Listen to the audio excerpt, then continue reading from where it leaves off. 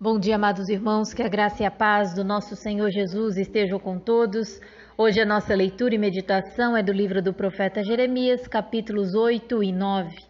O capítulo 8 começa com uma promessa nada agradável de que o exército inimigo exumaria os corpos dos antepassados do povo de Judá, o que para eles era a pior desonra que poderia haver.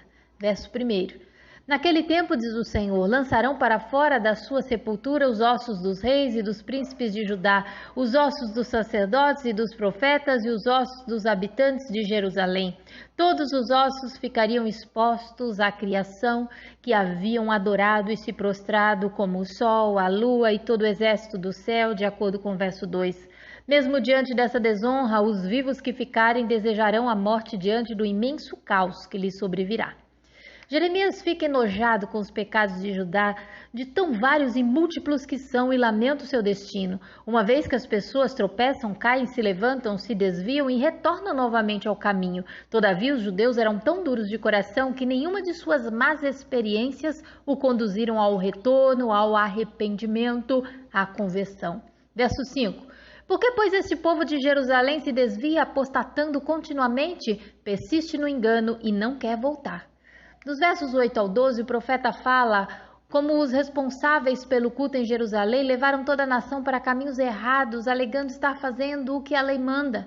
O povo seguia piamente seus conselhos e palavras, mas eram guias cegos guiando a outros cegos.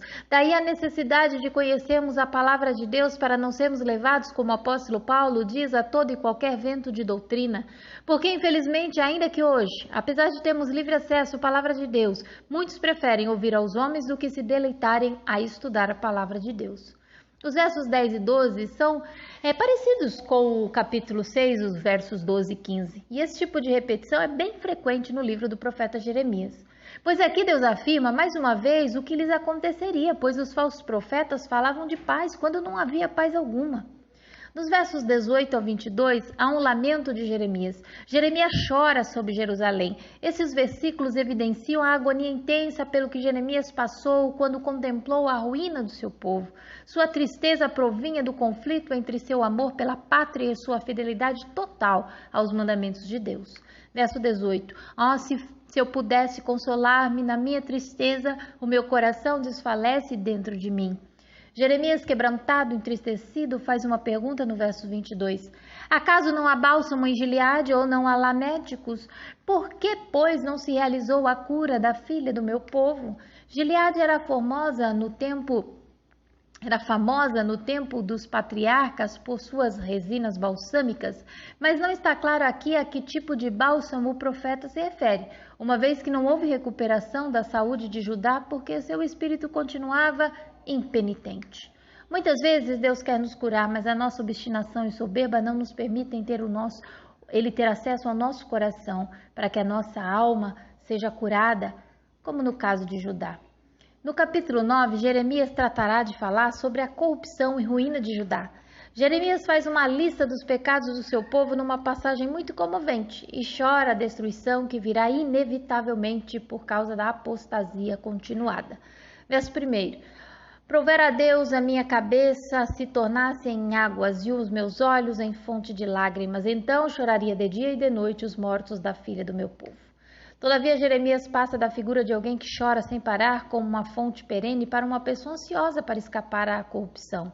Ele declara que era preferível viver no deserto a ver tanta sujeira e imundície do seu povo. Mentira, engano, traição, adultério e idolatria eram pecados cotidianos em Judá. Nada os desviava do mal e nada os fazia voltar para Deus, que era continuamente rejeitado. Por isso Deus não tinha outra escolha, a não ser fazer o seu povo passar pela prova do sofrimento.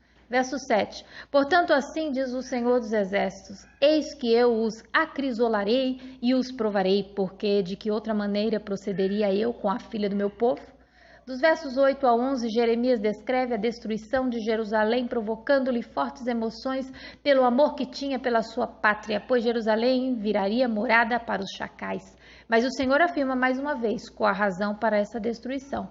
Versos 13 e 14. Respondeu o Senhor, por que deixaram a minha lei, que pus perante eles e não deram ouvidos ao que eu disse, nem andaram nela?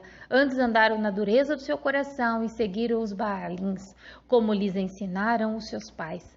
Diante desse quadro, o Senhor manda que chamem e preparem as carpideiras profissionais para prantearem pelas ruas da cidade, e bem alto.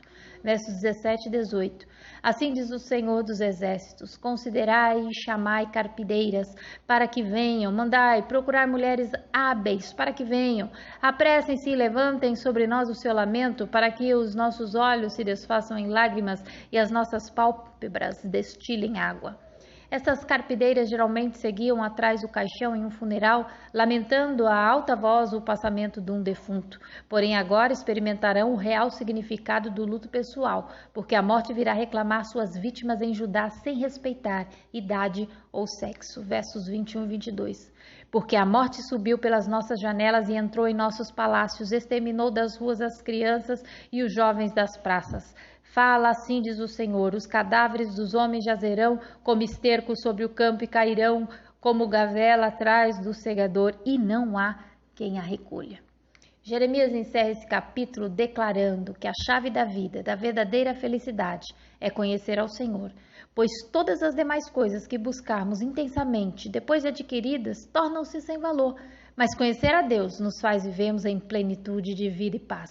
Portanto, se tivermos que nos gloriar em alguma coisa nessa vida, deve ser em conhecer ao Senhor, o nosso Deus. Versos 23 e 24. Assim diz o Senhor: não se glorie o sábio na sua sabedoria, nem o forte na sua força, nem o rico nas suas riquezas. Mas o que se gloriar, glorie-se nisso, em me conhecer e saber que eu sou o Senhor e faço misericórdia, juízo e justiça na terra, porque dessas coisas me agrado, diz o Senhor. Portanto, corramos e prossigamos em conhecer ao Senhor, o nosso Deus. Que Deus os abençoe e até amanhã, se Deus quiser, com os capítulos 10 e 11 do livro do profeta Jeremias.